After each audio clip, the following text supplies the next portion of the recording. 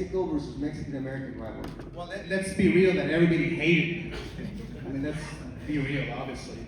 But it's funny because when you're fighting on a date like Cinco de Mayo, right? And keep in mind that in Mexico, it's not a big holiday.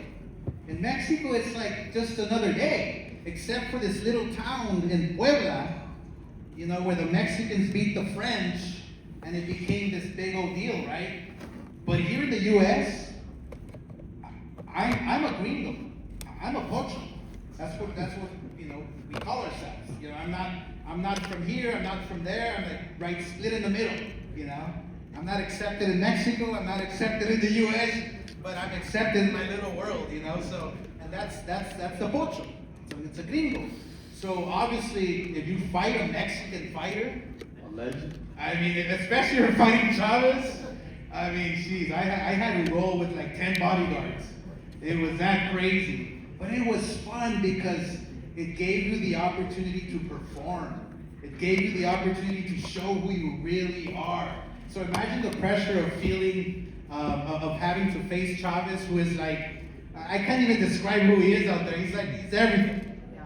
And rightfully so, because he earned it, right? But imagine facing him and facing a whole country. You think your family was like? Oh, my family, yeah, all my uncles, and hey, why'd you beat him, and this and that. And hey, I'm your nephew, dude, but it wasn't pressure for me. It was the pressure of performing at my very best, which made me the very best. And I was going to piggyback off what he said. How deep down inside, when you're saying you're Fernando Vargas or you're getting booed, and you're saying, look, you're not a real Mexican. How does that make you prepared for a fight like that? And then how does it make you feel being a Mexican? It actually, they're just throwing fuel in the flame. That's all they're doing. If you know how to control that anger, you know, that energy, you become a dangerous man inside the ring. It's like, for instance, if Fernando Vargas or, you know, Julio Cesar Chavez, you know, if we didn't have that little rivalry, that little extra energy to take me over the top and train harder, then I probably would have gotten beat because I wasn't motivated. But the fact that they are Mexican, the fact that they are like putting me down, saying I'm the pocho and the gringo, it just gives you fuel and flame, and just you want to go out there and knock somebody's head off, you know. So that actually helped me in my career because I did face a lot of, you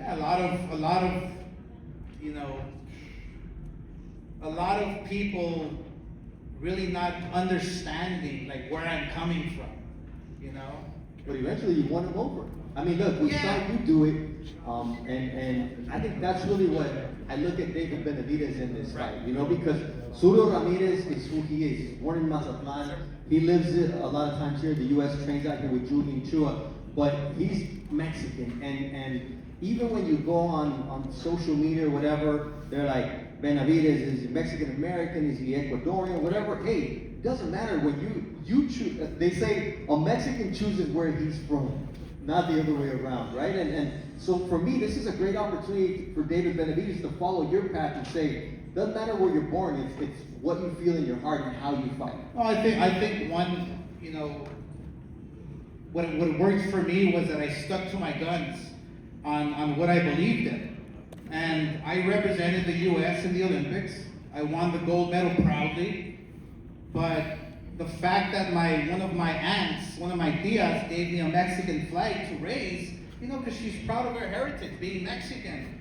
She's like, mijo, bring up this flag and wave it next to the American flag.